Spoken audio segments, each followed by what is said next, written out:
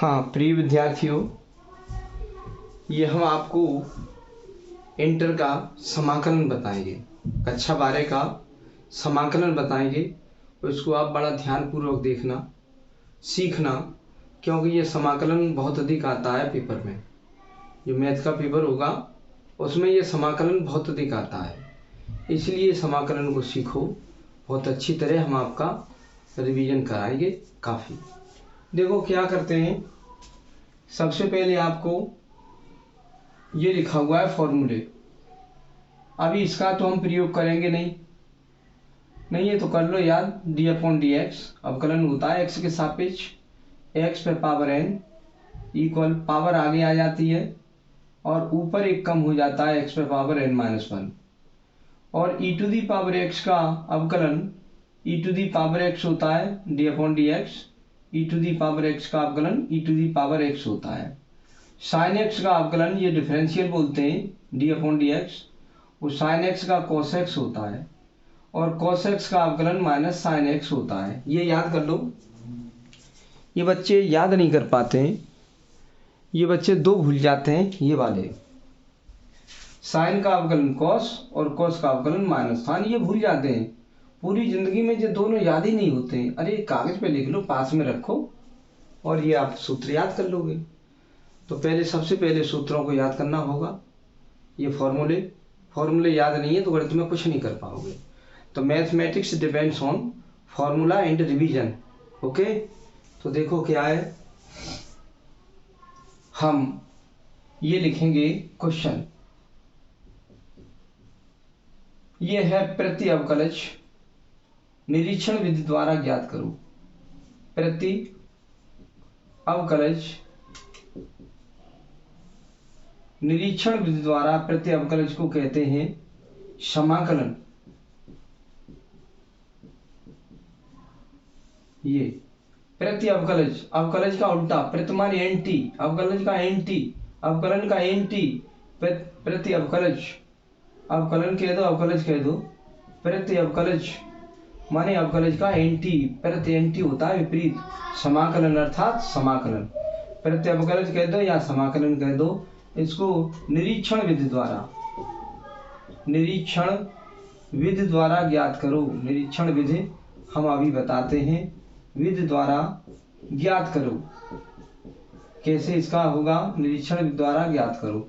अब हम क्वेश्चन 1 डाल देंगे। क्वेश्चन 1 आपका निकालना है साइन 2x का ये अवकलज का एंटी प्रति यानी समाकलन निरीक्षण विधि द्वारा ज्ञात करो।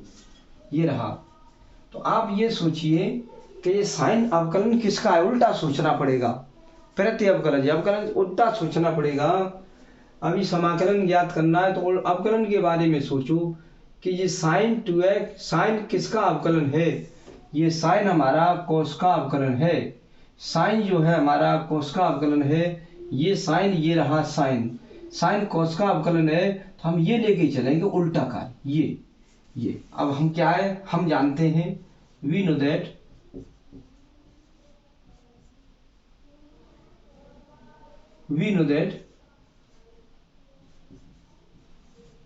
हम जानते हैं कि d upon D x cos x का अवकलन हमारा क्या होता है, साइन माइनस साइन।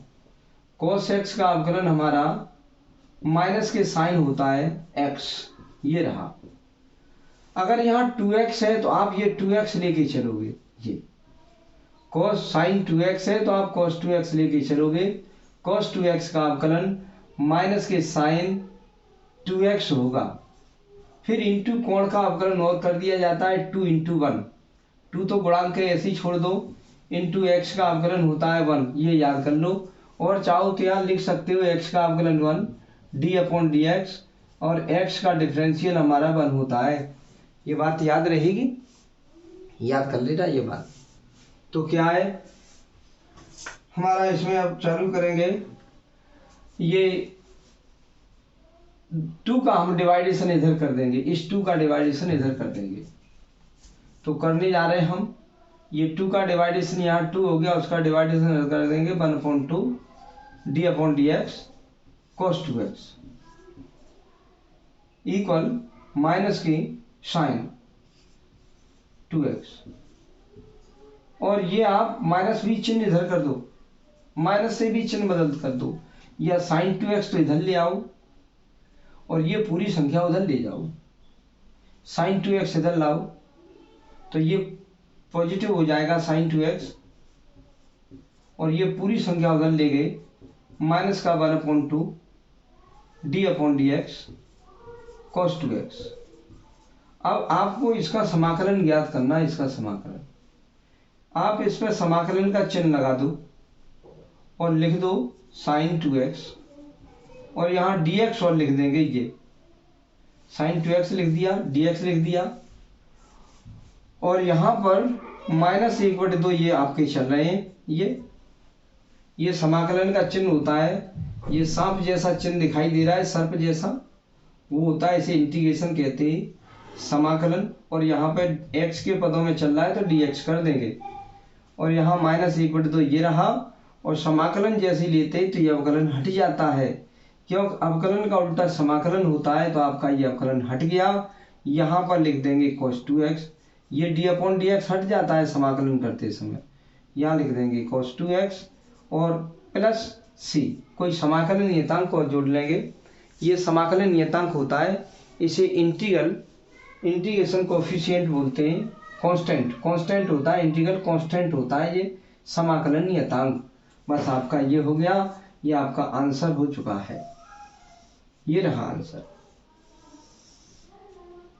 आपको जिसका समाकलन ज्ञात करना हो वो सोचते हैं कि ये किसका अवकलन है, उसी का अवकलन लेके चल देते हैं, बस ये वाली संख्या इधर लिख लेते हैं, ये इधर लिख लेते हैं, लिखने के बाद इसका समाकलन का चिन्ह लगाएंगे और यहाँ dx लिख देंगे, और ये जो कुछ भी है ऐसा ही लिख देंगे, यहाँ से d/dx हटा देंगे और ये लिख देंगे cos 2x और समाकलन नियतांक जोड़ देंगे।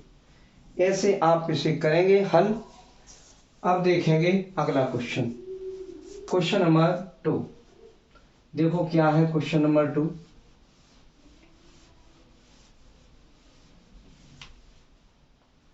क्वेश्चन नंबर 2 कह रहा है cos 3x का समाकलन ज्ञात करना निरीक्षण विधि द्वारा प्रति अवकलज, यानी समाकलन प्रतिमान एंटी अवकलज मीन डिफरेंशियल, उसका एंटी समाकलन होता है, अवकलन का उल्टा समाकलन होता है। तो सबसे पहले आप क्या करेंगे, ये देखेंगे कि ये संख्या किस संख्या का अवकलन है। तो ये संख्या cos दिखाई दे रही है, ये हमारा साइन का अवकलन है, हम क्या लिखेंगे d/dx। साइन का अवकलन हमारा क्या होता है, साइन x का अवकलन होता है cos x, साइन x का अवकलन cos x होता है, लेकिन cos 3x है तो आपको यहाँ साइन 3x लेके चलना पड़ेगा, तब साइन 3x का अवकलन cos 3x हो जाएगा, इंटू कोण का अवकलन और कर दिया जाता है, ये कोण है 3/1 कर दिया जाता है, 3/1। फिर क्या करते हैं, ये 3 का भाग यहाँ लगा देंगे, 1/3 d/dx साइन 3x इक्वल, यहाँ पे आप लिख देंगे cos 3x। ये पता लग गया कि cos 3x का मान हमारा ये हो गया, cos 3x का मान हमारा ये हो गया, तो हम क्या लिखेंगे, cos 3x का मान हमारा आ चुका है कितना, 1/3 d/dx साइन 3x, ये आ गया। अब आप समाकलन करेंगे तो यहाँ समाकलन का चिन्ह लगाएंगे, ऐसा लिख देंगे क्या, cos 3x इक्वल 1/3 हमारा गुणांक ऐसे ही छोड़ देंगे, गुणा वाला अंक है, और समाकलन करते समय d/dx हट जाता है और ये लिख जाता है साइन 3x और प्लस समाकलन नियतांक जोड़ देते हैं c। आपका ये आंसर हो चुका है, ये रहा आंसर। ये थोड़ा अजीब सा लगता है, अटपटा सा, ये आपको 5 तक तो अजीब से लगेंगे, लेकिन क्वेश्चन नंबर जब 6 आएगा वहां से आपको सही लगने लगेंगे। तो देखो क्या किया, इसका हमें उल्टा सोचना है, हमें निकालना तो इसका समाकलन है, लेकिन ये सोचेंगे ये किसका अवकलन है। ये वाली बात ये लिखी हुई है, ये साइन का अवकलन है, तो हम साइन का ही अवकलन लेके चलेंगे। कोण 3x है तो 3x लगा देंगे। साइन का अवकलन cos होता है, और कोण चुपचाप लिख देते 3x, फिर कोण का अवकलन 3×1 लिख दिया 3×1। यहाँ से आप cos 3x की वैल्यू निकाल लो इसकी, क्योंकि हमें इसी का समाकलन ज्ञात करना है cos 3x का। cos 3x की वैल्यू निकाली तो 3 का भाग यहाँ लगा दिया इस संख्या में, तो हमें cos 3x की वैल्यू पता लग गई, ये 1/3 sin 3x d/dx पता लग गई। अब इसका समाकलन करेंगे यहाँ, हाँ समाकलन में यहाँ dx और लिख देते हैं, cos 3x लिख करके x के पदों में संख्या चल रही है तो dx लिख देते हैं, समाकलन लगाते हैं और यहाँ dx और लिख देते हैं। ये 1/3 यहाँ ऐसे ही बचेगा और ये हट जाएगा d/dx, और ये लिख जाएगा sin 3x और प्लस समाकलन नियतांक जोड़ दिया जाएगा। ये आपका क्वेश्चन 2 हो गया। अब हम क्वेश्चन नंबर 3 पर देखेंगे। क्वेश्चन नंबर 3 क्या है वो देखेंगे। हमारा है क्वेश्चन 3 e⁻² का करना है।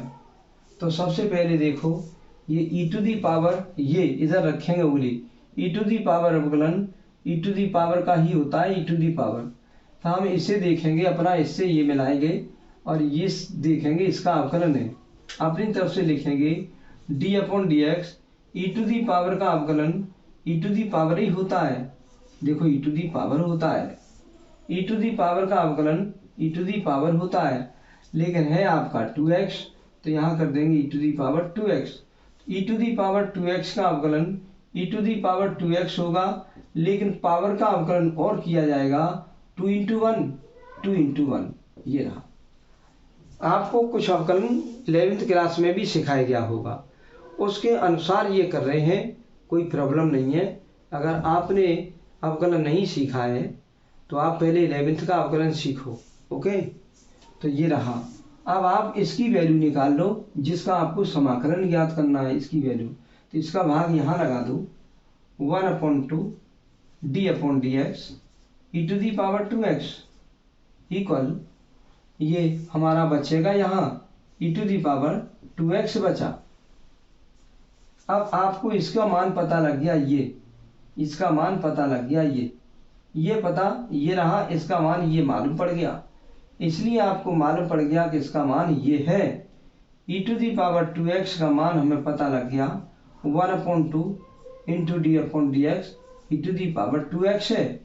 इसका मान ये है तो इसका मान ये है, हमने इसी का मान निकाल लिया जिसका समाकलन ज्ञात करना होता है। अब आप इसका समाकलन लेंगे तो समाकलन का चिन्ह लगाएंगे और ये संख्या ऐसी लिख देंगे e⁻²x और इंटू dx और लिख देते हैं, क्योंकि समाकलन का चिन्ह लगता है तो यहाँ dx लिखा जाता है। अगर संख्या x के पदों में है तो dx लिख देंगे, इक्वल 1/2 गुणांक है ऐसा ही लिख देंगे ये, और समाकलन करते हैं तो d/dx हट जाता है, ये हमारा हट गया, ये कुछ नहीं बचा, ये बच गया e⁻² और प्लस c, यही आपका समाकलन हो गया आंसर। इसे इंटीग्रेशन कहते हैं, इसका समाकलन हो गया। ये रहा समाकलन का चिन्ह, ये रहा सांप जैसा, सांप दिखाई दे रहा है, इसे इंटीग्रल कहते हैं, समाकलन। अब हम क्वेश्चन करेंगे क्वेश्चन नंबर 3 तो हो गया, 4th देखेंगे। 4th क्या, क्वेश्चन नंबर 4th में लिखा है ax + b, उसका समाकलन ज्ञात करो। हम एक बात इसके लिए अलग बताते हैं, अलग d/dx, अगर हमारा कोष्टक ax + b चल रहा है, हम इसमें पावर 3 लगा दें तो इसका अवकलन क्या होता है, किसी पे पावर n लगी है तो n आगे आती है और ऊपर एक कम हो जाता है, तो ये पावर n आगे आएगी और ऊपर एक कम हो जाएगा। ऊपर हमारा कुछ लिखा है, कोष्टक तो हम चुपचाप लिख देंगे, लेकिन ऊपर लिखा है तो एक कम हो जाएगा। ये फॉर्मूला इसका है, इंटू फिर कोष्टक का अवकलन और करके देखते हैं, ए इंटू 1 प्लस 0। अचर राशि है, इसमें x नहीं है, ये 0 हो जाएगा और x का अवकलन 1 होता है, ये गुणांक है। x के साथ किसी का गुणा हो रहा हो तो उसका हम कुछ अवकलन नहीं करते हैं, गुणांक तो ऐसे ही हम लिख देते हैं। गुणांक बिल्कुल ऐसे ही लिख दिया जाएगा गुणांक। आपको इधर थोड़ा दिखा दें, उस साइड में बन नहीं पा रहा है, वो थोड़ा दूर पड़ रहा है। तो क्या है, पहले हम क्या करेंगे, डी अपॉन डी एक्स ए एक्स प्लस बी पे पावर हम 3 लेके चलेंगे तो इसमें क्या होगा, पावर आगे आएगी। जैसे एक्स पे पावर है तो पावर आगे, ऊपर एक कम, ये लिखा है तो पावर आगे आई और ऊपर एक कम हो जाएगा। ऊपर हमारा कुछ लिखा है 3, तो आपका ए एक्स प्लस बी है, 3 से एक कम हो जाएगा, 2 रह जाएगा। इनटू फिर इसका अवकलन करते हैं इस कोष्टक का, एक गुणांक ऐसे ही छोड़ देंगे, गुणा वाला अंक है, एक्स का अवकलन 1 होता है और प्लस अचर राशि का अवकलन 0 होता है। आपका क्या हो जाएगा अवकलन, ये हो जाएगा 3a और कोष्टक में ये लिख जाएगा ए एक्स प्लस बी पे पावर 2, ये लिख जाएगा। अब देखिए, ये हम कुछ नहीं देखते लेकिन ये तो हमें मालूम पड़ गया। ये प्राप्त हमें हुआ है कब, ये पावर 2 कब प्राप्त हुए हैं, जब एक ज्यादा का हम अवकलन लेके चले हैं तब। हमारी भी पावर यहाँ 2 लगी हुई है तो हमें पता लग गया कि ये 2 पावर जब आएगी वो 3 पावर का अवकलन 2 पावर रह जाएगा। तो हम पहले ये लेके चलेंगे, यहाँ पे एक पावर बढ़ा के चलेंगे, डी अपॉन डी एक्स, इस पे पावर अभी 2 है तो हम ए एक्स प्लस बी पे पावर 3 लेके चलेंगे। इसका अवकलन क्या होगा, पावर आगे आएगी और ऊपर एक कम हो जाएगा, पावर आगे आएगी ऊपर एक कम हो जाएगा, ये हो जाएगा ए एक्स प्लस बी, उस पूरे पे पावर ऊपर एक कम हो जाएगा। फिर इस कोष्टक का अंदर अवकलन और करते हैं, a इंटू 1 प्लस 0 हो जाएगा a इंटू 1 प्लस 0, ये रहा। सही करेंगे तो आपका क्या आया, d अपॉन डी एक्स ए एक्स प्लस बी उस पूरे पे पावर 3, ये आ गया 3a ए एक्स प्लस बी का स्क्वायर। इसलिए इसका मान निकाल लो क्योंकि हमें इसका समाकलन ज्ञात करना है। आपका इसका मान हो जाएगा 3a का, इसमें भाग दे देंगे, इसका मान निकलेगा ए एक्स प्लस बी उस पर पावर 2, ए एक्स प्लस बी उस पर पावर 2 का मान आया, ये भाग यहाँ लगा देंगे, 1 अपॉन 3a लगा दिया हमने d अपॉन डी एक्स में, इसमें लगा दिया भाग ए एक्स प्लस बी पे पावर 3। ये इसकी वैल्यू निकालोगे तो 3a का भाग इसमें लग जाएगा। बस अब समाकलन करेंगे, ये हमारी संख्या ये रही, इसी का समाकलन आपको ज्ञात करना है और इसका मान इतना लिखा हुआ है। हम समाकलन का चिन्ह लगाएंगे ऐसा और ये संख्या पूरी लिख देंगे, ए एक्स प्लस बी उस पर पावर 2 पूरी लिख देंगे और डी एक्स लिख देंगे क्योंकि ये एक्स के पदों में चल रहा है समीकरण। इक्वल यहाँ पर क्या करेंगे, ये गुणांक ऐसे ही लिख देंगे, 1 अपॉन 3a लिख देंगे और समाकलन करते समय ये d अपॉन डी एक्स हट जाता है, ये समाकलन का उल्टा होता है, ये मारा जाता है, तो हमारा ये बचता है केवल ए एक्स प्लस बी उस पर पावर 3 और हम अचर राशि c जोड़ देते हैं।